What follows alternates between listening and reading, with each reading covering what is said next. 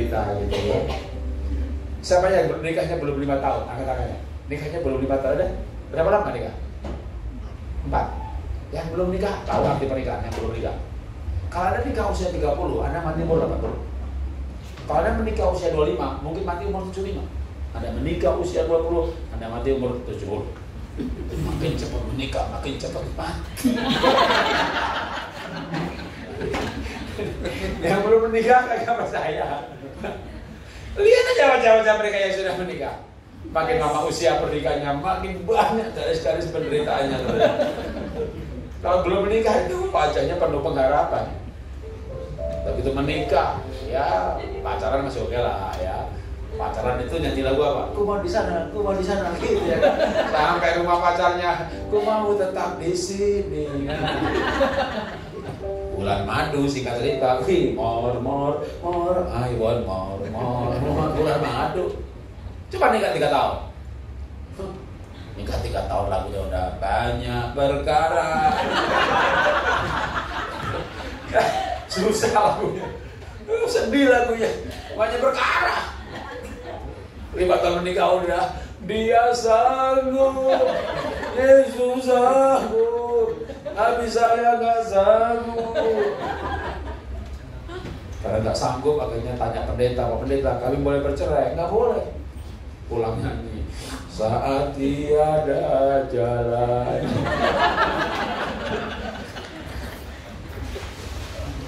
Cari Pak Jarod, boleh saya menikah lagi? Boleh loh. Pak, pendeta lain bilang tidak boleh. Itu pendeta lain, saya pendeta Jarod. Memang Pak Jarod bilang boleh, boleh. Asal memenuhi syarat aja. Dan syaratnya tidak banyak. Bapak-bapak punya pengharapan, Bapak boleh menikah lagi. Syaratnya cuma 1, Pak. Kalau dia sudah mati. Wah Pak, dia nggak mati-mati. Itu masalahnya. Sehat. Orang jahat sehat-sehat. Tuhan tunggu bertobat, kagak mati-mati. Sehat. Aduh gimana nih? Nikah lagi gak boleh kalau dia mati, badan gak mati-mati, nyanyi lagi kan? Saat tiada jalan. Sedih lagu. Makin lama makin sedih. Nikah 30 tahun lagunya ngeri banget. Aku berserah, kamu terserah. Terserah kamu lah ke gereja Sokol. Ya udah, terserah kamu makan apa tidak. Aku taruh makan di situ, makanlah kamu. Mau makan tidak, terserah kamu. Terserah. Udah pokoknya udah kalau udah nikah 30 tahun udah serba terserah. Yang menyedihkan tuh belum sampai 30 tahun. Baru 5 tahun udah terserah terus. Aduh. Itu namanya pernikahan di neraka di bumi. Singkat cerita, nikah 50 tahun lagunya apa? Udah gak bisa nyanyi. Dia berbaring dan dinyanyikan. Ku tak membawa apapun juga. Dinyanyikan dia. Yang belum menikah, masihkah kau mau menikah? Yang belum menikah kata? Ada yang mau nikah kata? Masih mau nikah? Apakah imanmu goncang hari ini? Loh, saya bilang begini, ini kenyataan hidup kawan. Kita tidak di surga, kita di dunia. Ini kenyataan hidup. Saya bilang begini, setidak-tidaknya nanti kalau Anda menikah dan mengalami apa yang kukatakan kepadamu, engkau ingat apa yang kukatakan kepadamu ketika aku masih bersama-sama dengan kamu. Dalam hal aku akan pergi, meninggalkan kamu, pulang ke rumah maksudnya. Ya, menikah begitulah. Akhirnya orang datang ke istri saya tuh, istri di situ. Tanya sama istri saya, ibu nikah sama Pak Jarod berapa tahun? 34 tahun. Terus lagunya apa dong? Ku mau selalu bersyukur bab cintamu padaku.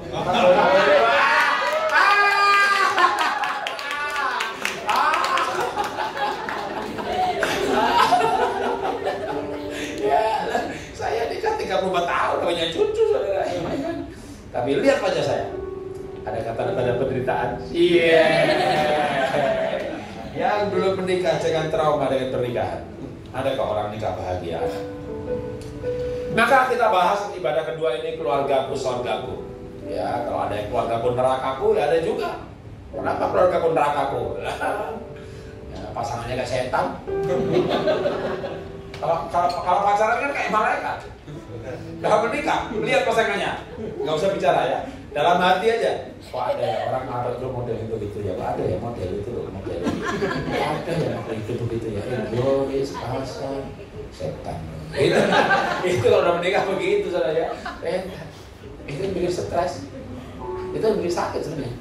Bagaimana nggak sakit? Bangun tidur ke setan, mau tidur ke setan, lagi makan ke setan. Kami pisah kamar Pak, keluar kamar ketemu setan lagi. Itu nggak pernikahan nggak beda sih begitu ya. Tapi saya harap ya di kita nggak begitu.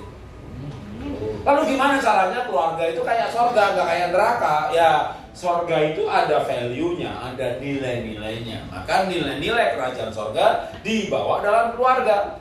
Sebelum bicara nilai-nilai, saya bicara berkatnya dulu. Karena kita tinggal di dunia semuanya suka berkat. Apa sih berkatnya kalau kerajaan surga itu hadir di keluarga kita? Haleluya, berbahagialah orang yang takut akan Dia, yang sangat suka kepada segala perintahnya. Berkatnya apa? 1, anak cucunya akan perkasa di bumi. Angkat orang benar akan diberkati. Nah kalau diberkati, ayat 3, harta dan kekayaan ada dalam rumahnya, kebajikannya tetap untuk selamanya. Harta dan kekayaan ada dalam rumahnya karena akan diberkati. Saya orang miskin yang merantau ke Jakarta. Seberapa miskin sih? Ya ini saya lahir 61 tahun yang lalu. Bapak saya itu rumahnya, itu bukan rumah sebenarnya, tanah kosong. Bapak saya jagai tanahnya orang lain.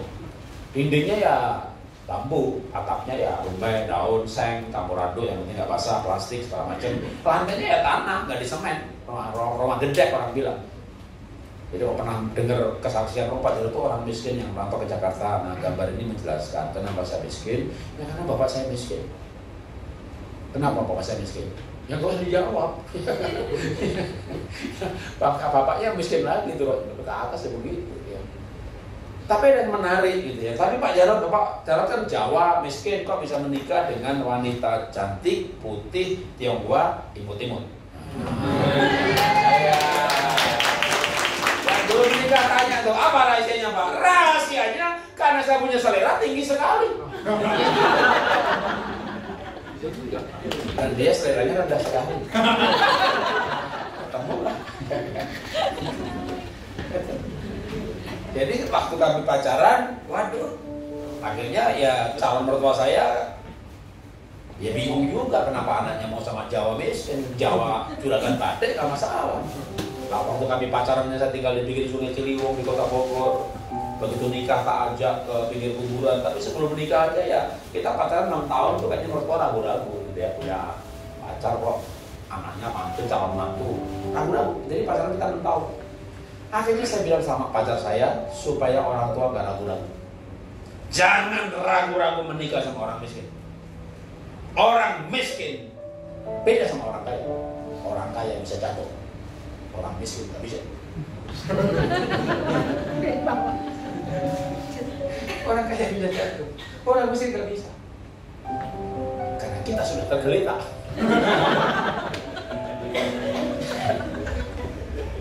Tinggal bangkitnya aja.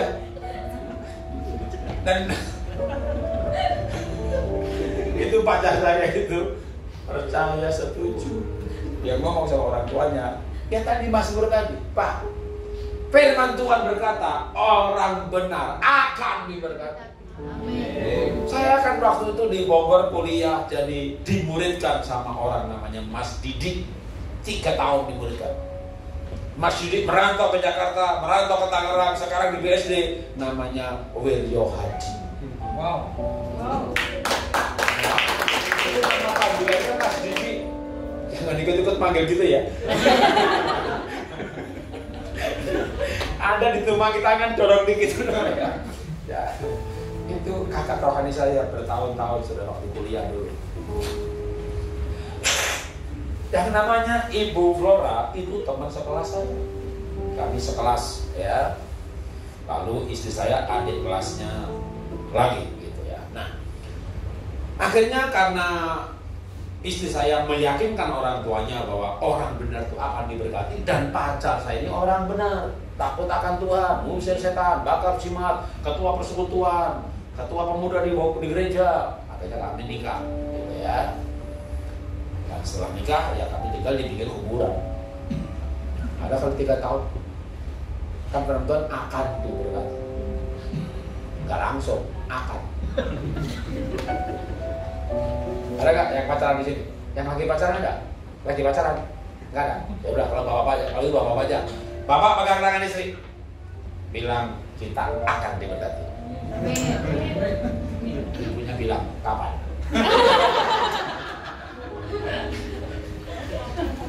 Ya namanya sudah akan, biarkan. Waktunya Tuhan lah. Waktunya Tuhan. Singkat cerita, kami diberkati. Sama juga si bangkrut. Tapi waktu bangkrut saya melukis. Dan lukisannya laku, satu lukisan 20 juta, 25 juta. Pandemi 2 tahun saya jual 162 lukisan, 3 miliar juga kawan. Karena diberkati. Ya karena diberkati, walaupun tadinya tinggal di pinggir kuburan, bisa juga punya rumah yang gede di Jakarta. Di Bintaro, sektor 9 itu sebuah klaster, bahkan klaster terbaik di Bintaro Jaya, 1.100 meter, 1.400 meter, batu meternya 10 juta, itu kan sendiri. Ya kalau nggak diberkati, itu hanya menunjukkan saja sebenarnya. Hidup saya itu menunjukkan bahwa firman Tuhan itu digenapi. Maka punya anak atau saudara masih miskin, punya calon mantu miskin, yang penting dia takut akan Tuhan. Kalau saya bilang sama istri, anak-anak kita harus punya mantu yang takut akan Tuhan. Amin. Terus dia bilang sama anak-anak saya, kalau bisa sih dari awal udah diberkati.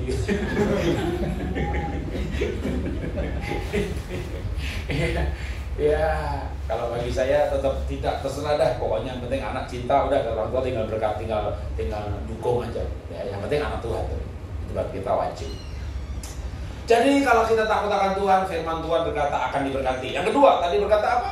Anaknya akan perkasa di bumi. Ya anak kita nggak langsung kan akan anak angkatan orang benar, anak-anaknya akan juga perkasa, bukan langsung akan. Maka ya anak kami juga nggak langsung ada masalah. Tapi ya singkat cerita, nomor 1 dari kelas 1 SD sampai 3 SMP ranking 1 terus, menang ASEAN Scholarship, pergi ke Singapura kuliah sekolah dari sektri itu kayak SMP kelas 3. Sekolah di sana kan setahun 400 juta gratis beasiswa.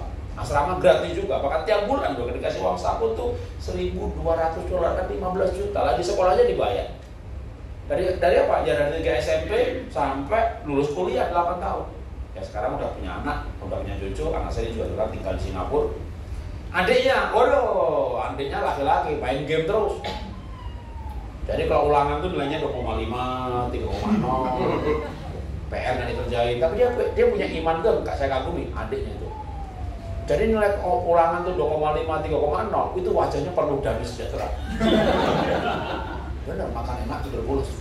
Dia nggak bikin PR kan dihukum sama gurunya, maju ke depan itu. Ya maju ke depan itu dengan wajah tidak bersalah. Kan dia tahu kesalahannya udah diampuni sama Tuhan. Itu kan ajaib saudara. Itu ulangan 2,5, 3,0 itu makan enak tidur pulas. Pak pajaknya gak ada khawatirnya gitu. Ya saya khawatir. Ben, kamu anak bapak laki-laki satu-satunya. Nilai 2,5, 3,0. Kalau besar dia mau jadi apa? Ya dengan tenang dia menjawab, mau jadi pendeta Pak. Pendeta kan yang penting bisa doa, ujar setan, bakar jimat gitu kan. Aduh itu anak ajaib itu. Anak ajaib itu. Tapi kan firman Tuhan berkata anaknya akan. Ya, singkat cerita aja ya 6 tahun kemudian setelah hampir nggak naik kelas itu ya ranking, dapat beasiswa juga, kuliah di Singapura ya gratis juga, beasiswa juga. Ya sekarang udah kerja juga di Singapura.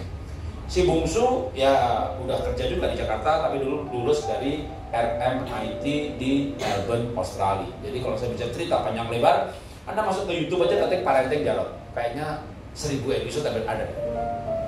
Kalau yang versi panjang 500 episode ada berapa? Kalau bicara keluarga, Anda masuk ke YouTube, ketik aja mertua menantu Jarod, suami selingkuh Jarod, suami kata mertua Jarod, istri berontak Jarod, istri kecil lebih tinggi Jarod. Mau cari tema apa nih? 1000 file di YouTube ada kali pernikahan dan 1000 file di YouTube, 1000 file parenting. Dari 2009 saya upload terus tiap bulan 12 episode terus. Belum yang cari yang pendek, yang 5 menitan juga ada. Anak hiperaktif Jarod, parenting milenial Jarod, muncul itu ada satu judul aja bisa belasan episode. Kan saya ribuan file. Nah, maka kalau bicara anak-anak, maka kami menghidupi bagaimana mendidik anak, bagaimana rumah tangga, dan kita ajarkan. Sekarang 4 tahun terakhir ini tiap minggu uploadnya kesehatan terus. Anda ketika diabetes jarot, saraf kejepit jarot, lutut jarot, lepas obat jarot. Istri saya pakai tongkat, lepas sekarang dia. Lutut robek, suruh dokter suruh operasi. Mana bisa? Istri pacar dioperasi, murid bicara pergi semua dong. Sekarang kita ngajarin 40.000 orang olah nafas di seluruh dunia ini, ya, lewat YouTube. Jadi WA group ini sampai 200 WA group. Satu WA group 500, 400, 700 orang. Nomor WA-nya 49 berarti Jerman, 31 berarti Belanda, plus 1 berarti Amerika, plus 61 berarti Australia. Seluruh dunia 50 negara ada kali. Anda bisa ikut juga Zoom jam 5.30 olah nafas free. Olah nafas itu 1 modul 7 juta. Kita 17 modul. Nah sekarang saya di YouTube, Anda ketik aja stroke jarot, olah nafas stroke jarot, olah nafas darah tinggi jarot, lepas obat darah tinggi jarot, muncul semuanya. Kita ajarkan. Saya yakin saya ngajar keluarga, sekarang ini saya yakin itu saya ngajar kesehatan. Saya tidak bertanya seperti kepada Tuhan Yesus dulu bertanya kepada orang, mau sembuh apa tidak? Tuhan bisa apa enggak? Mau apa tidak? Autoimun Pak, mau apa tidak? Alergi, mau apa tidak? Darah tinggi, mau apa tidak? Mau pasang jantung Pak, mau nggak? Mau nggak pasang jantung? Bulan depan nggak usah pasang lagi. Pergi ke rumah sakit dan dia bilang nggak perlu pasang. Mau apa enggak? Bukan bisa apa enggak? Saya tanya mau apa tidak? Jadi saya yakin itu saya ngajar kesehatan sekarang ini, gitu ya. Dan juga hampir mungkin sekarang udah 500 file kali ada soal kesehatan. Upload terus, ya karena dulu kan tiap minggu terus tiap pagi jam 5.30 sudah buka Zoom untuk kesehatan. Tiap jam 5.30 pagi. Ya karena saya nggak gembalain gereja kan. Saya gembalain kalau sekarang ini yang menggembalain orang-orang yang mencari kesehatan, mencari kesembuhan, alternatif istilahnya. Tapi bukan dukun. Ya, tersebut alternatif functional medicine. Oke, balik lagi ke sini perkara keluarga. Jadi berbicara anak-anak, ya anak-anak itu keluarga kami adalah keluarga yang membuktikan bahwa firman Tuhan itu digenapi. Sama juga kalau saya bicara frozen shoulder sembuh, lutut sembuh, gak usah operasi sembuh, hanya untuk membuktikan firman Tuhan itu digenapi. Karena Alkitab itu hukum. Daud berkata, aku pelajari hukum-hukum Tuhan dan aku akan ajarkan. Kita itu kan anaknya Tuhan, warga kerajaan sorga. Ada hukum kerajaan sorga, hukum kesehatan ada, hukum berkat ada. Nah sekarang kita bicara hukumnya keluarga. Maka kalau kita bicara hukumnya keluarga, orang yang takut akan Tuhan, maka berkat akan dipulihkan, keluarga diberkati. Ketika dulu anak nomor 2 hampir gak naik kelas, ya sebenarnya ada masalah juga dengan kami, ya sebagai orang tua. Ketika keluarganya dipulihkan, anak-anak berubah. Yang hampir gak naik kelas jadi juara, yang gak bisa belajar, gak bisa fokus, fokusnya pendek. Aduh, apalagi nomor 3. Aduh, itu kepala sekolah dimaki-maki, memberontak. Sampai saya berdoa, Tuhan tolong jangan sampai sekolah tahu itu anak saya, Tuhan tolong. Jadi anak itu nggak langsung baik, enggak. Dia pribadi harus ada buahnya. Buah nggak bisa nebeng. Wih, bapaknya dulu nggak sabar jadi sabar, anaknya sabar. Mana ada ayatnya? Buah itu masing-masing. Anda nggak nempel pokok, Anda nggak berbuah. Setiap orang harus bertobat dan setiap orang menghasilkan buahnya masing-masing. Perempuan sudah berubah, laki-laki sudah berubah menikah, anaknya tetap harus mulai proses yang baru. Anak bisa lahir seperti bapaknya yang tidak sabar sebelum dia bertobat, karena DNA-nya begitu. Maka buah itu setiap orang harus ada prosesnya. Setiap anak, setiap pribadi lahir baru lalu diproses, lahir baru lalu diproses. Nah sekarang nilai keluarga, hukum kerajaan sorga. Apa itu hukum-hukum kerajaan sorga pada keluarga? Atau kerajaan sorga kita bawa pada keluarga. Nilai kerajaan sorga kita bawa dalam keluarga. Maka semua ayat yang ada kata kerajaan sorganya atau kerajaan Allah, karena itu substitusi pengertiannya ayatnya, ya. Kerajaan sorga bukan soal makanan dan minuman. Kalau makanan dan minuman namanya restoran. Apa itu kerajaan sorga? Kebenaran. Apa itu kebenaran? Kita nggak benar tapi dibenarkan. Apa itu kebenaran? Firman Tuhan itu kebenaran. Apa itu kebenaran? Tuhan Yesus itu jalan kebenaran. Saya nggak akan bahas soal kebenaran, banyak pendeta sudah mengajarkan. Nah yang saya ajarkan yang damai sejahtera. Nilai kerajaan surga itu damai sejahtera. Ya, nanti kita lanjutkan sukacita. Apa itu damai sejahtera? Ya ayatnya panjang banget. Pergi ke kitab Yesaya, ada satu pasal. Ketika siang dipulihkan, kan kita siang rohani. Maka damai sejahtera akan memerintah. Sehingga Anak domba berbaring dengan singa. Artinya apa sih gampangnya? Ya damai sejahtera itu digambarkan pakai gambar begini, artinya tidak ada ketakutan gitu. Nah sekarang keluarga itu ada ketakutan nggak? Kalau bapak mau pulang, ibu mau apa sama anaknya? Awas bapak mau pulang, awas bapak mau pulang. Kalau kau gak rapikan itu barang-barang, kan digampar nanti. Nanti kamu digampar loh, yang mau pulang bapak atau Herodes? Mau pulang, bapaknya pulang kok anaknya takut. Suami mau pulang, ibunya mules, mahnya kambuh. Karena kalau makanan belum siap, aduh, nanti digampar lagi, dibentak lagi. Makanya kalau suaminya pergi keluar kota, aduh, damai sejahtera. Gitu ya kan. Nah ini berarti suami tidak membawa hadirat Tuhan. Tuhan membuat manusia itu dan menempatkan di Taman Eden. Artinya the spot of presence of God. Jadi tugas laki-laki adalah memelihara taman itu. Taman itu apa? Taman Eden. Apa artinya Taman Eden? The spot of presence of God. Tugas suami adalah menjaga hadirat Tuhan. Hadirat Tuhan itu damai sejahtera. Jadi bapak harus bawa damai, suami harus bawa damai. Malah jangan bikin gelisah anak, bikin gelisah istri. Ya, kalau kita bisa bikin bawa damai, itulah nilai kerajaan sorga. Harusnya kalau punya anak masih kecil, wah bapak pulang ke rumah, pak pulang, bawa oleh-oleh, wah keluar rumah semuanya menyambut, ya panglimanya datang, gitu ya, bukan lalu awas bapak pulang, awas pulang. Jangan jadi pak bos. Apa tuh pak bos? Kalau bicara yang penting-penting sama mama ya, papa ya. Kalau yang gak penting sama mama. Itu namanya pak bos. Kalau bos di kantor boleh sama anak buah ya. Yang gak penting sama manajer. Yang penting aja sama saya direktur, saya pemilik perusahaan ini ya. Yang gak penting gak usah sama saya. Boleh bos ngomong begitu. Tapi kalau bapak harus ngomong sama anak termasuk yang tidak penting. Kenapa? Karena harus akrab. Ayah sama anak harus akrab. Nah gimana caranya akrab? Ya kencan, dating. Siapa yang dinikahkan, dijodohkan, angkat tangannya. Jadi gak pernah ngalami kencan. Atau dulu yang pacaran, angkat tangannya. Gak dijodohin sama orang tuanya. Kan kita lahir pada zaman bukan Siti Nurbaya kan. Ngerti dong kencan ya? Dating ngerti dong? Dating? Dating itu ngomong yang tidak penting. Kalau ngomong yang penting, namanya meeting. Kenapa keluarga kacau? Berantem terus? Meeting terus! Dating itu ngomong yang tidak penting. Orang pacaran coba, dating apel ya kan? Waktu berangkat apel, lihat kucing mati, itu sama pacarnya ngomong tuh kucing mati. Yang mau ngomong, yang diomongin mau dengerin lagi. Apa pentingnya kucing mati? Yang gak ada penting kan? Yang penting ngomong. Yang penting ketemu gitu kan?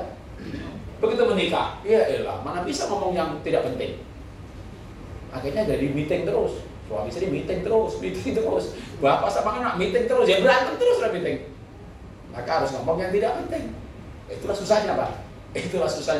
Itulah susahnya laki-laki menikah dengan perempuan. Karena perempuan itu banyak ngomong yang tidak penting Pak.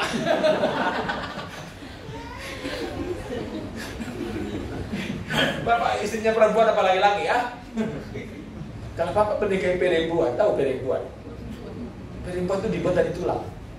Yang belum menikah, laki-laki belum menikah, apa pandanganmu soal perempuan? Dibuat dari tulang. Tulang itu dibuang kikilnya, dibuang ototnya. Itu halus loh. Makanya wanita itu makhluk halus. Iya, wanita itu makhluk halus. Kalau sudah menikah, Anda tahu bahwa wanita dibuat dari tulang. Tulang itu bukan halus sih, halus luarnya, tapi keras sekali. Tulang itu keras sekali. Kalau ya halus permukaannya, makanya wanita tuh makhluk halus yang susah dimengerti. Kalau setan bisa ditengking, mana bisa istri ditengking? Itu makhluk halus yang tak terkalahkan. Bapak dibuat dari tulang, bapak enggak, bapak dibuat dari tanah. Tanah itu dijadiin gentong wali segala macam perabotan, ditendang ya abjad. Tulang ada banting-banting kapan patahnya. Jadi wanita tuh lebih kuat daripada laki-laki. Wanita kan penolong. Orang susah ditolong, orang jatuh ditolong. Penolong sama yang ditolong itu kuat penolong. Makanya bapak nggak bisa mengalahkan istri. Nggak bisa. Bapak hancur bapak. Satu, jangan dikalahkan. Kedua, jangan dipatahkan. Pulang kalau patah, runcing, matilah kau. Mulutnya runcing, semuanya runcing Pak. Mati kau. Mati Bang. Ya itu wanita itu makhluk ajaib. Kuat wanita lah. Apanya? Kakinya. Kuat wanita. Oh, enggak Pak, saya rajin treadmill Pak tiap hari. Tetap kuat wanita kakinya. Nggak percaya Pak? Antar ibu ke mall, ikuti kemana dia pergi. Kakimu gempor. Istri belum. Pinggangnya, tetap kuat istri. Saya ngeplank loh Pak, mau ngeplank lah. Coba. Itu istri suruh liburan ke kampung. Lalu semua kerjaan istri, nyuci, ngepel, nyapu, gendong anak, masak, bapak kerjain 3 hari, bapak sakit pinggang. Itu makhluk hidup gak sakit-sakit pinggangnya. Jadi pinggangnya kuat istri. Bapak gagal bangkrut di sekos pelayanan, melemprak. Wanita bangkit, iseng-iseng jualan itu, ya lebih tekun, lebih sukses. Coba Anda hadir di penghargaan kepada salesman asuransi terbaik. Itu yang kumpul kan 70% perempuan. Penghargaan kepada nasional agen properti terbaik. Lihat aja di ruangan itu 70% perempuan. Anda pergi ke Batam, industrial estate, kawasan industri apa? Mobil, kapal, segala macam. Pegawainya 70%, 80% perempuan. Karena bikin mobil pakai robot. Bukan pakai tangan, begitu enggak. Butuh ketelitian, perempuan lebih teliti. Kagak demo lagi, laki-laki demo melulu. Jadi perusahaan pun lebih senang punya karyawan perempuan. Pengangguran lebih banyak pada laki-laki. Makanya 5 tahun terakhir penggugat cerai itu 75% justru istri. 75%. Siapa yang menggugat cerai? Dari 75% itu 95%-nya wanita yang punya penghasilan. Wanita sekarang punya penghasilan. Di ruangan ini saja siapa wanita punya penghasilan, angkat tangan. Suamimu lihat, sebelum angkat tangan dia makhluk berbahaya.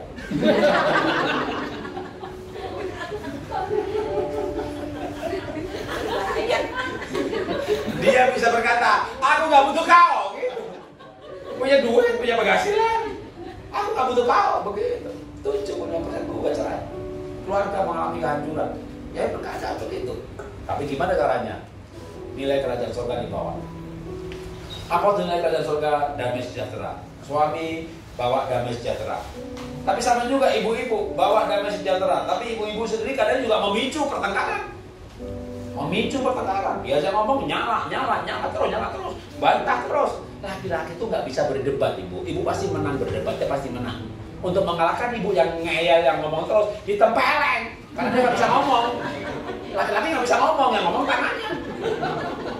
Laki-laki mulutnya nggak bagus, nggak bisa ngomong. Kalau ibu ngomong terus. Wanita mulutnya kuat sekali. Kalau laki-laki matanya yang kuat. Makanya Daud dan Batseba, wah. Matanya yang kuat. Laki-laki hidungnya nggak ada gunanya. Laki-laki itu hidung cuma aksesoris aja di situ.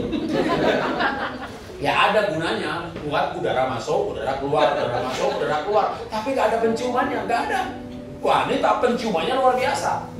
Maaf jangan jorok ya. Laki perempuan pergi bareng-bareng. Pasti perempuan dulu yang ngomong.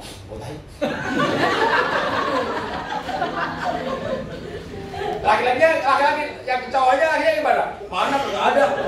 Dicari pakai matanya. Karena laki-laki itu mau melihat baru percaya.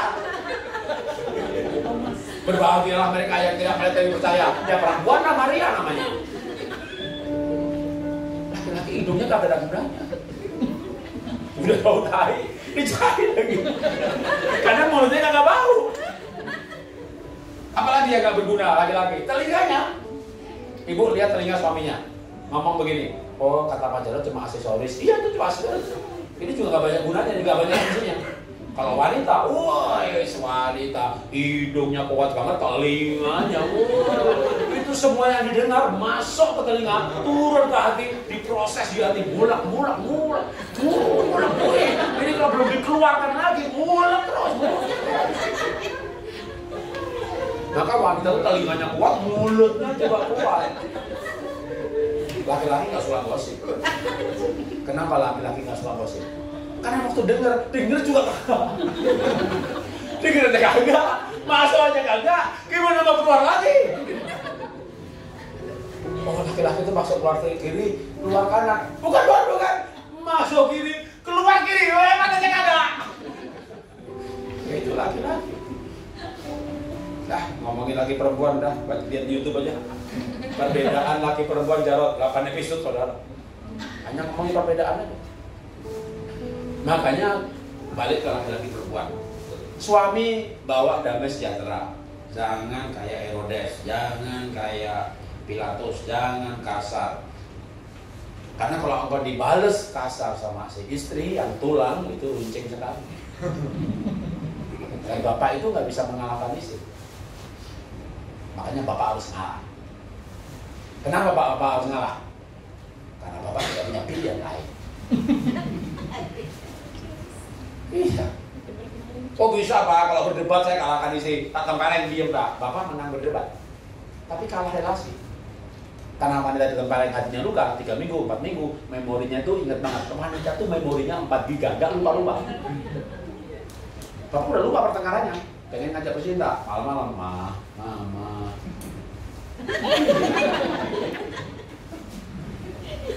Bapak akhirnya bingung gimana mau bercinta, dipegang aja nggak mau, campur. Akhirnya bapak baik-baik kan, kalau mau ke pasar tak antar yuk, kalau ke mall tak antar yuk, nah ngalah. Akhirnya bapak yang kalah juga, baik-baikin juga. Wanita tuh tak terkalah. Tanya deh, siapa bapak di sini yang sudah berhasil mengalahkan istrinya? Kalau ada angkat tangan, aku mau belajar.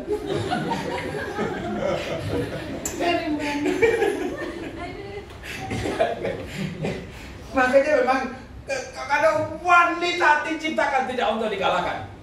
Wanita diciptakan untuk dicintai.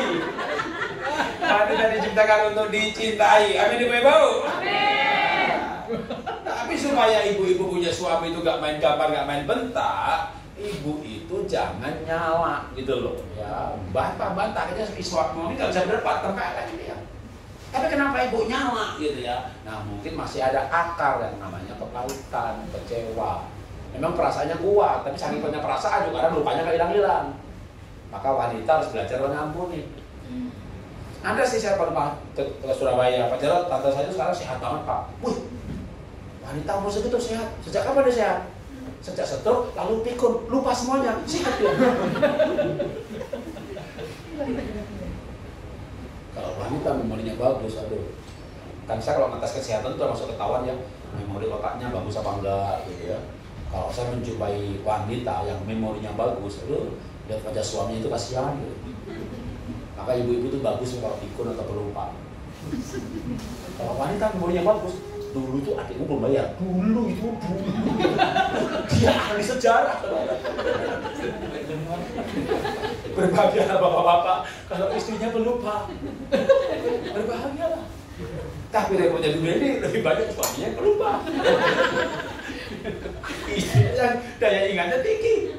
Aduh, suami ngomong apa, sudah lupa yang diomongin. Ibunya masih mikirin omongan suaminya. Matilah kamu. Itu suami ngomong apa yang dipikir? Anda mikirin omongan suaminya. Kan lupa ngomong apa? Anda pikirin terus. Apa ibu gak mati tuh? Mati apa? Mati kecewa, mati kepahitan. Nah kalau ibu mau sehat, ya buang kecewa, buang kepahitan, buang kecewa, buang kepahitan. Walaupun memang makhluk hidup satu itu mengecewakan. Emang ibu kecewa sama siapa? Sama Pak Firjo Hadi? Sama saya? Jarang ketemu. Ya ibu akan kecewa dengan makhluk hidup yang sering ketemu. Ya suamimu. Bapak akan kecewa dengan istri. Orang tua kecewa sama anak, anak kecewa sama orang tua. Ya memang begitu. Tapi kita harus tidak begitu. Ya kita harus belajar menerima apa adanya. Mencabut kekecewaan, mencabut kata-kata kutuk. Bahkan mengucapkan kata-kata berkat. Anggap aja ibu punya suami kayak Herodes, ya. Lalu marah-marah dia, marah. Ibu jangan mengasihani diri sendiri. Ibu mengasihani malah yang marah. Kan kita berkata dalam hidup bersama, taruh pikiran dan perasaan Kristus. Hidup bersama suami istri juga, ya kan? Ibu dimarahi. bisa nggak naruh perasaan Kristus? Yang waktu di Tuhan Yesus disalib, dicambuk, itu kasihan sama yang nyambuk. Jadi mau dimarahin gitu ya. Ada Tuhan, kasihan dia marah-marah, pasti dia mulai baru, nanti masih mati masuk neraka. Tuhan kekuatan pada jantungnya waktu dia marah, jangan sampai jantungnya putus, nanti dia mati Tuhan. Dia belum baru, nanti masuk neraka dia Tuhan, gitu ya. Jadi ada kasihan sama yang bisa, susah. Tapi kalau kita merasakan kasih Kristus, kita bisa kasihan sama orang jahat. Kan orang jahat masuk neraka, masa nggak kasihan? Jadi kita bukan mengasihani diri sendiri, itu susah. Ya kalau gampang nggak perlu baca Rondata. Tapi kita perlu belajar untuk mengasihani orang jahat, siapapun dia. Ya. Kalau kita bisa dipenuhi kasih Tuhan, lalu damai sejahtera itu memerintah di hati, dan kita melihat anak nakal itu kasihan, dan suami nakal kasihan, lihat orang lain nakal itu kasihan. Saya punya anak 3 kan, yang satu kan ranking 1 terus di kelas 1 SD. Waduh, itu anak nomor 1 tuh melankolik, perfeksionis banget. Kapan tidur, kapan bangun, kapan bikin PR, kapan les piano. Punya sampai istri satu bilang sama anak pertama nih ya, Mama itu punya anak kamu 10 kayak kamu. Itu nggak pusing, nggak repot. Kapan bangun tidur, kapan les, itu udah ngerti dah. Nomor 2 kalau nggak dibangunin nggak sekolah. Dibangunin pun kalau mandi nggak dipegangin waktu mandi, roboh masih tidur. Kalau itu kita bilang sama antar jemputnya, Pak di sekolahan jangan lupa anak saya diturunkan, nanti bapak pulang itu. Dia tidur di mobil. Lah main game sampai jam 2 jam 3. Nah sekarang bapak punya anak 2, satunya ranking, satunya main game, satunya baik, satunya nakal. Bapak sayang sama yang mana? Baik, Pak. Ya normalnya begitu. Tapi harusnya tidak begitu. Anak nakal karena kurang kasih sayang. Anak nakal karena kurang perhatian. Lah kita makin perhatian, makin sayang sama yang baik, makin nakal dia. Saya jadi guru sekolah minggu kan 12 tahun. Waktu itu bikin TK Happy Olimpik, kita udah 66 cabang. Anak-anak nakal itu kurang perhatian. Kan di sekolah nakal supaya dapat perhatian. Di mana lagi sama gurunya? Tambah nakal dia. Padahal anak nakal itu banyak yang rajin-rajin. Kalau punya anak nakal nih, Atuk ya, jangan sekolah, tetap sekolah, tetap rajin dia. Kenapa anak nakal rajin-rajin? Karena di rumah nggak ada sasaran, di sekolah banyak.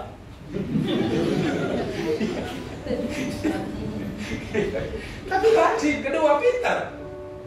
Anak nakal itu pintar-pintar. Nakal itu anak pintar yang kurang penyaluran. Begitu dikasih sayang, waduh melejit dia. Maka anak saya nomor 2, tung ke Singapura beasiswa, kakaknya dikalahkan. 4 tahun sekolah nilainya A semuanya. Maka anak-anak bermasalah itu sering sebenarnya bukan bodoh ya, tapi kurang kasih sayang. Ketika orang tuanya dipulihkan, anaknya dipulihkan. Apa itu kerajaan surga? Kata Yesus melihat hal itu, ia marah dan berkata kepada mereka, biarkan anak-anak itu datang kepadaku, jangan menghalang-halangi mereka, sebab orang seperti itulah yang mempunyai kerajaan surga. Jadi siapa yang punya kerajaan surga?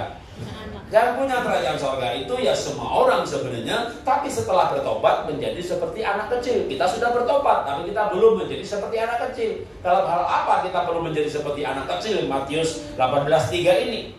Ya belajar dalam hal anak kecil, misalnya nggak ada kepahitan. Anak kecil umur 2 tahun, 3 tahun, setahun, 2 tahun, setahun belum lah, 2 tahun, 3 tahun mereka bertengkar, kamu jelek, kamu yang jelek, aku gak main sama kamu, wah, kamu murah, kamu mau dipukul nangis, kamu dipukul. Ya udah, gak main sama dia lagi, wah, bodoh, gitu. 2-3 jam, mau main sama siapa? Sama dia. Gimana sih kamu? Orang tuanya masih kepahitan, masih trauma, anaknya udah mau main. Jadi anak kecil itu bertengkar, tapi gak ada kepahitan. Jadi pernikahan yang kuat bukan tanpa pertengkaran, tapi jangan ada kepahitan. Mana mungkin suami istri nggak bertengkar? Mana ada ketua sinode aja bertengkar? Kalau dia jujur loh. Kalau nggak ya bohong dia. Gimana nggak bertengkar? Laki-laki otak kiri, wanita otak kanan. Otak kiri itu pikiran, otak kanan itu perasaan. Saya pikir loh Ma, tapi saya rasa loh Pak. Tapi saya pikir Ma, tapi saya rasa loh Pak. Saya pikir Ma, anak kita sekolahkan di Jakarta, tapi saya rasa di Cilegon juga bagus. Tapi saya pikir loh Ma, tapi saya rasa loh Pak. Saya pikir anak itu saya pikir loh, itu anak saya pukul. Saya pikir biar dia tahu peraturan. Tapi saya rasa loh Pak, kamu mukulnya terlalu keras. Tapi saya pikir loh Ma, tapi saya rasa loh Pak. Papa, saya rasa tuh mamamu gak suka sama aku. Kamu tuh jangan berpikir yang negatif. Kamu gak merasakan yang aku rasakan. Pak Jarod, suami saya selingkuh Pak. Yakin Bu? Yakin Pak Jarod. Ibu ada fotonya? Tidak Pak Jarod. Mergoki? Tidak Pak Jarod. Dari mana Ibu tahu? Saya bisa merasakannya.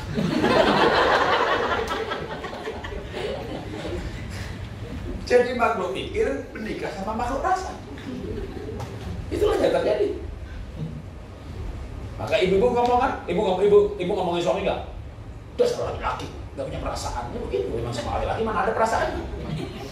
Karena otaknya otak kiri. Wanita ketemu wanita ngomongin suami.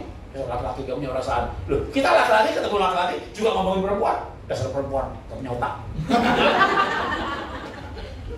Bisa ngomong nangis, tidak ngomong nangis. Jadi kalau ibu itu punya suami dibuka kepalanya, memang tidak ada perasaannya. Tapi bapak buka kepala istri, kagak ada otaknya. Perasaan semua. Si perasaan menikah sama si pikiran. Makanya ada ayatnya, Daud pikir, Saul pikir, Iska pikir, karena pikirku jangan-jangan pikir semuanya. Ayatnya mah ada. Ada ayatnya. Nggak ada ayatnya kalau saya ngajak. Si pikir sama si rasa menikah pasti bertengkar, dan menikah itu bukan tanpa pertengkaran. Tapi yang penting habis bertengkar main lagi. Jadi bapak ibu kalau bertengkar main lagi nggak? Sudah berapa lama nggak main? Nanti malam main ya. Bapak ibu gimana sih? Saya seminar kan keluarga Pak Sutri lagi ya bagi apa? Coba ditulis ya kapan main terakhir gitu kan? Boleh tak baca kan? Aduh, ada yang sedih banget badannya 3 tahun terakhir. Terakhir 3 tahun lalu. Lu selama 3 tahun ngapain aja? 1 bulan lalu, 2 bulan lalu. Pasti ada kepahitan di situ. Ya suami istri, hubungan suami istri ya hubungan suami istri. Namanya hubungan suami istri. Saya sama kongsi jujur, ya itu kan hubungan seks. Dengan tim pelayanan kita berintegritas, tapi kan nggak seks. Kan namanya hubungan suami istri atau seks ya antara suami istri. Jadi suami istri tentu boleh bertengkar, boleh saja. Namanya kepala perasaan sama pikir. Tapi belajarlah untuk tidak ada kepahitan. Apa itu ada kepahitan? Ya enak aja itu. Mau main lagi, nanti kamu dibuka lagi. Enggak kok, tadi sebenarnya aku juga ada salahnya juga. Ya ngaku dia. Tapi dia mau main lagi dong, kan ada kepahitan. Jadi kalau ada kepahitan ya nggak mau main lagi. Tapi dia nggak ada kepahitan. Maka dia menyadari bahwa sebenarnya juga temenin mukul itu karena dia ngeyel apa akhirnya dia ya terserah kamu nggak main lagi dia. Anak kecil nggak ada kepahitan. Jadi kita boleh bertengkar tapi jangan ada kepahitan. Apa tanda kepahitan? Atau ragu-ragunya? Kalau bertengkar, kalau marah, jangan sampai matanya terbenam masih ada amarahmu. Jadi kalau matanya terbenam, pertengkaran selesai. Makanya Bapak Ibu kalau bertengkar tuh mulainya jam 6 pagi. Biar nggak rugi.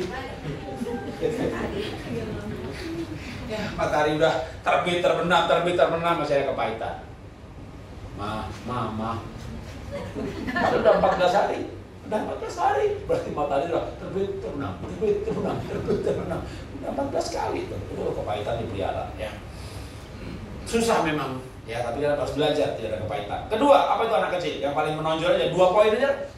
Ya integritas, mulut sama pikiran sama mulut sama, nggak bisa bohong. Itu namanya integritas.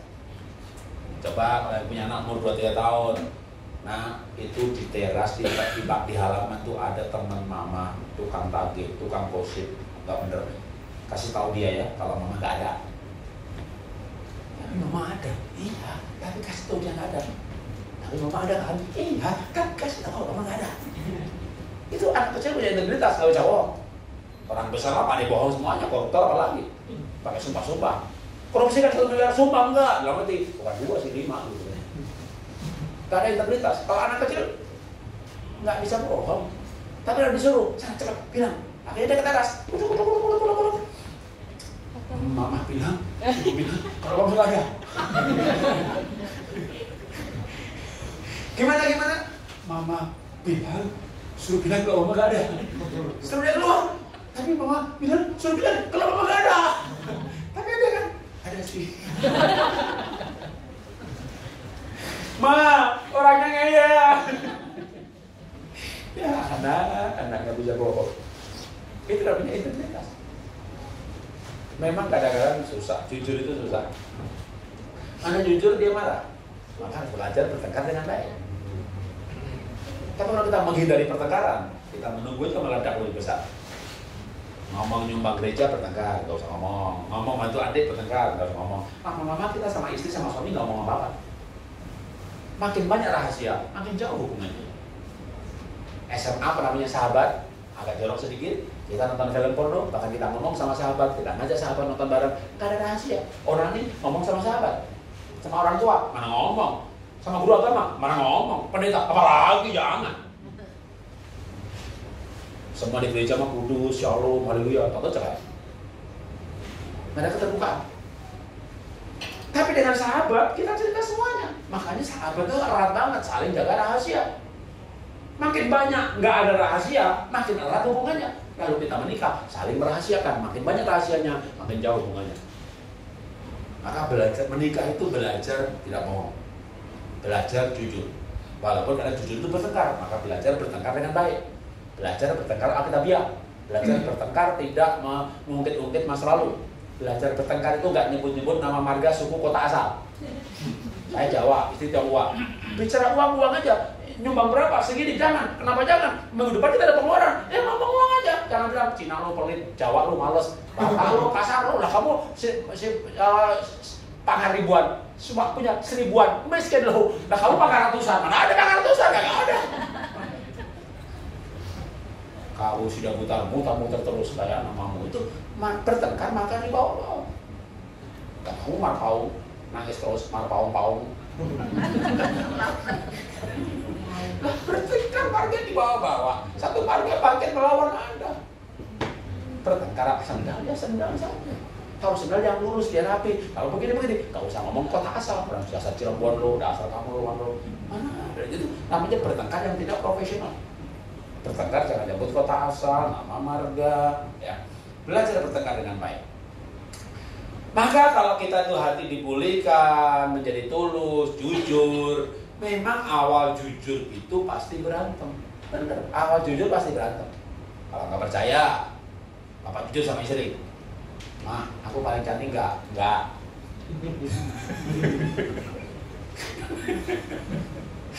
Itu kan jujur kan?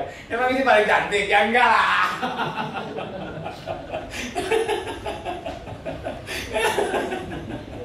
Bapak jujur berantem. Makanya banyak bapak, aduh wanita paling suka dibohongi. Aku paling cantik ya Pak, iya. Sekampung lah maksudnya, ya sekampung juga enggak. Serumah lah. Kan anak 3 laki-laki semuanya. Tapi tetap ya paling bagus itu jujur. Tapi jujur berantem. Ya contoh lain begini, Ma, aku ngasih uang ibuku sekian, berantem dah. Kalau kita menghindari pertengkaran, ya susah. Ya belajar, ya gimana supaya nggak berantem? Ya kita kasih mertua dulu, baru kita kasih orang tua kita. Pasti Tuhan kasih hikmat nanti. Kan dia juga begitu. Saya bisa khotbah ini kan alami juga. Saya Jawa miskin, istri Tionghoa diberkati. Jadi begitu saya punya gaji, terbuka sama istri. Terbuka gaji ya kan? Gaji kan uang perempuan. Nah komisi lain. Tapi kita sales makan komisi lebih banyak. Ya pada komisi kan 4 juta, 5 juta, 10 juta, 22 juta, gaji tahun 90-an, ya katakan 2 juta, dapat komisi 4 juta, ya bilang istri 3, dapat 5, bilang 3. Nah sisanya kita kasih ibu. Nah, saya bukan laki-laki yang traktir sana sini, saya dekat sama ibu, lah kasih ibu. Ibu saya senang banget. Ya telepon ke Jakarta, yang terima istri saya. Pulang ke rumah istri buka jelek, kenapa? Ibu telepon, oh ya, bilang apa? Terima kasih. Malah petaka terjadi. Kita tidak jujur. Kita juga ngalami. Kita berantem. Nah, waktu berantem kan saya sadar saya salah. Maka saya berjanji sama istri saya untuk tidak mengulangi lagi. Dan setelah itu ya betul-betul saya ulangi lagi. Karena waktu saya berjanji untuk tidak mengulangi lagi, itu mulut saya berkata begitu. Hati saya berkata lain kali harus hati-hati. Kita kan bertumbuh dulu juga nggak ada yang terlibat. Jadi kali hati-hati. Tapi sama ibu saya, Bu, jangan telepon istri, Bu, istri nggak tahu. Wah, ibu saya nasihatin, nak, kamu pendeta jangan begitu. Loh, saya udah pendeta, udah khotbah. Kamu jangan begitu, nak, itu nggak baik.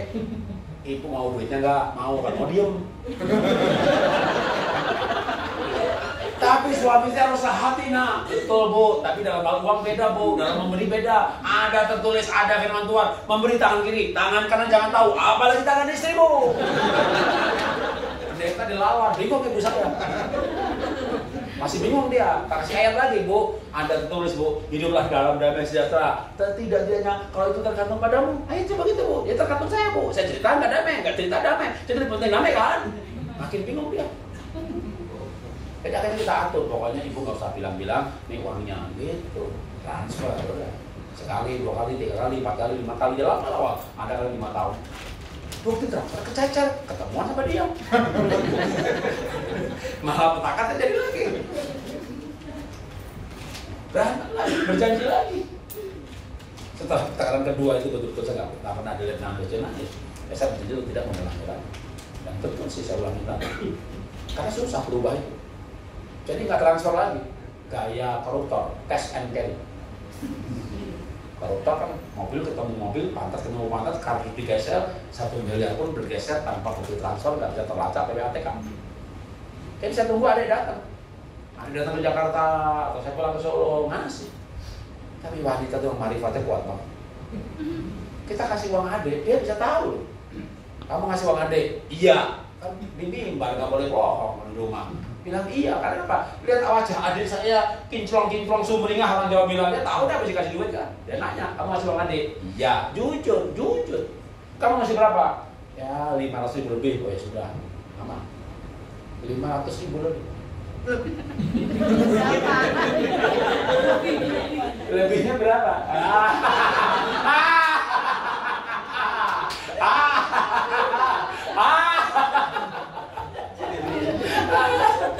Katakan lebihnya 5 juta. Jadi 500, 5,5 juta. Jawab pertanyaan saya, itu 500.000 lebih atau 500.000 kurang? 500.000 lebih. Jadi tidak ada satu ayat pun yang salah enggak. Saya tidak berdosa, mati masuk surga. Kan 500, 5,5 juta itu 500.000 lebih loh. Betul kan? Ya sudah.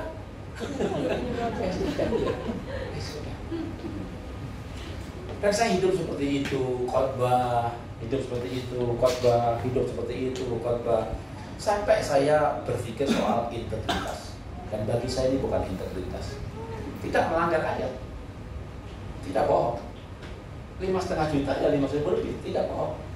Tapi tidak ada kebahagiaan yang maksimal di dalam kerahasiaan. Makin banyak rahasia, makin cepat jantungnya putus. Bohong itu pemicu jantung, bahaya buat kesehatan jantung.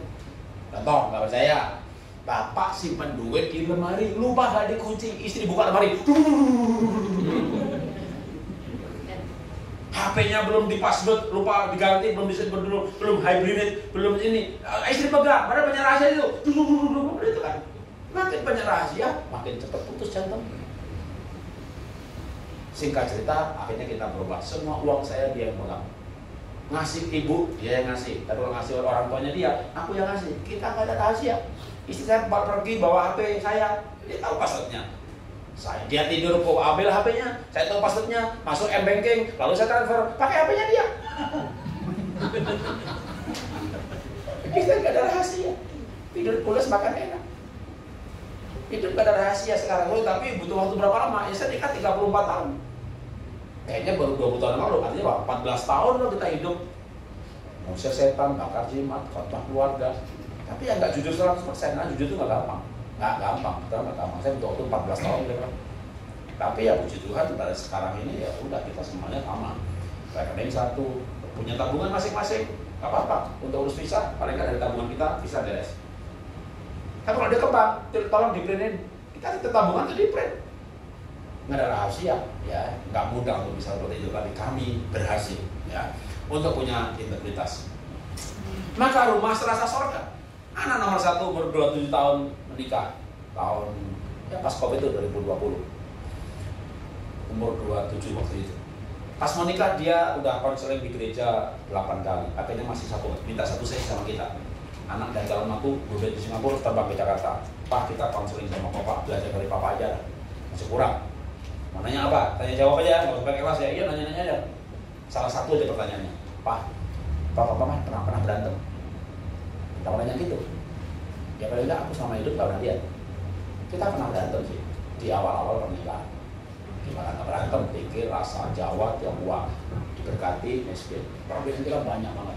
Sanguin pragmatik, DISC, ENFP, ISTJ bertolak belakang. Aduh, kita pasangan yang mungkin potensi cerainya itu 99%. Perbedaannya terlalu banyak. Tetapi kalau kita berhasil, itu ya karena firman Tuhan, karena mindset, karena paradigma, karena belajar, dan akhirnya kita berhasil. Ya, hidup cukup bahagia sampai anak pun usia 27 tahun tidak pernah dengar kita teriak-teriak. Ya, kita bertengkar, sebertengkar-tengkar ini.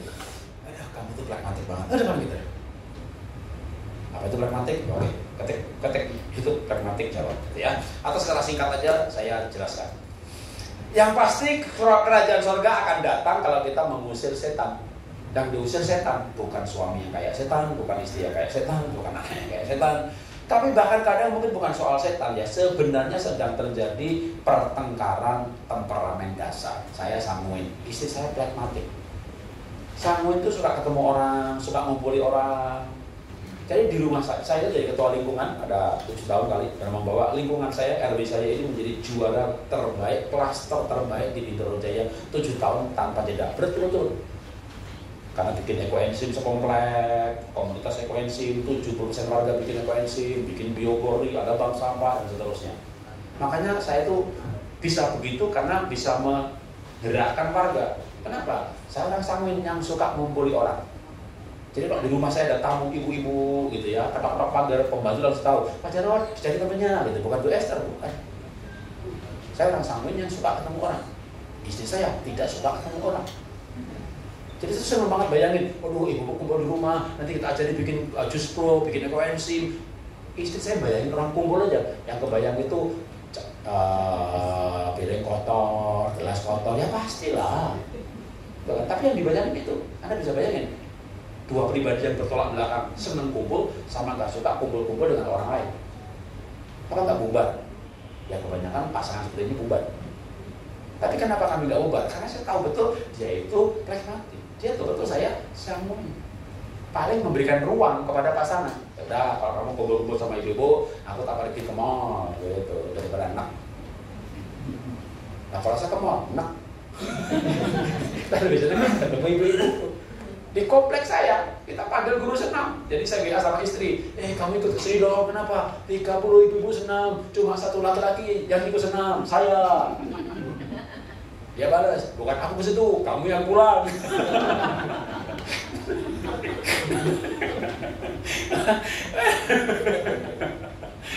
Kayak temen ibu-ibu semuanya. Untung aja takut akan Tuhan. Kalau enggak bisa jadi kayak Soleman ini. Selingkuh sana, selingkuh sini. Dan istri saya mendampingin saya. Makanya kalau kita nggak dibully kan itu gawat, kita berbahaya. Tapi kita mengerti. Saya punya kelemahan apa? Kita saling mengerti. Ya, maka mengerti itu penting. Ketika keluarga tidak saling memusuhi, dalam arti bukan menyerang temperamen dasarnya dan paham apa temperamen dasar pasangan. Sebaliknya melengkapi, ya kalau melengkapi ya selesai. Oke, terakhir, kita kasih ayat terakhir deh. Ya harusnya masih banyak slide, tapi terakhirnya kembali ke ayat yang pertama, tapi soal kerajaan surga itu apa sih? Sukacita. Jadi surga itu penuh dengan puji-pujian kan? Yohanes 14 melihat surga, woi banyak puji-pujian atau sukacita. Maka kembangkanlah roh sukacita. Di rumah itu harus banyak ketawa, jangan banyak marah gitu. Tuhan Murka juga ada ayatnya, tapi kan kata keluarga itu sukacita, surga itu penuh pujian, jadi sukacita. Makanya kenapa? Karena tadi pagi juga saya jelaskan soal hati gembira ini obat yang manjur. Kalau keluarga banyak tertawa, sehat-sehat. Maka ketemu suaminya tidak ketawa, ketemu istri tidak ketawa. Yang penting jangan ketawa sendirian. Banyak ketawa ya, banyak ketawa. Sehat loh. Apa buktinya Pak kalau ketawa sehat? Buktinya orang gila sehat-sehat. Tahu orang Indian, orang gila. Itu kehujanan bajunya basah, tidur depan emper toko, kagak masuk angin. Makan kotor dimakan tidak mencret.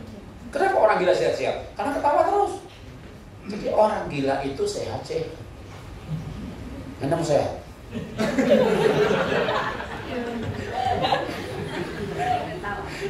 Kan saya selalu bertanya, mau gak sembuh, mau gak sehat? Ya kalau mau sehat tidak perlu gila, tapi bersuka cita. Gitu, jangan diambil gila aja. Tapi mau orang gila itu sehat dulu. Orang gila itu sehat. Maka mari kita belajar bersuka cita. Oke, mari kita duduk kepala kita berdoa. Bapa, kami belajar hidup hari ini, kami belajar kesehatan dan hubungannya dengan hati, dan kami juga belajar sekarang Tuhan mengenai keluarga sorgawi, supaya suasana sorga ada dalam keluarga kami. Kami menikmati rumah tangga, kami pergi, kami pulang ke rumah, kami jauh, kami pengen pulang ke rumah. Rumah adalah sarang bagi kami, dimana kalau kami di luar rumah mengalami penolakan, penyingkiran, pengkhianatan, pembulian, kami punya sarang dimana kami diterima, kami dicintai, kami didukung, kami didoakan. Itu adalah keluarga kami. Jadikan kami Tuhan keluarga-keluarga yang kuat, karena kami tahu ketika keluarga kuat maka gereja akan hebat. Kami berdoa, kami belajar dalam nama Tuhan Yesus. Amin.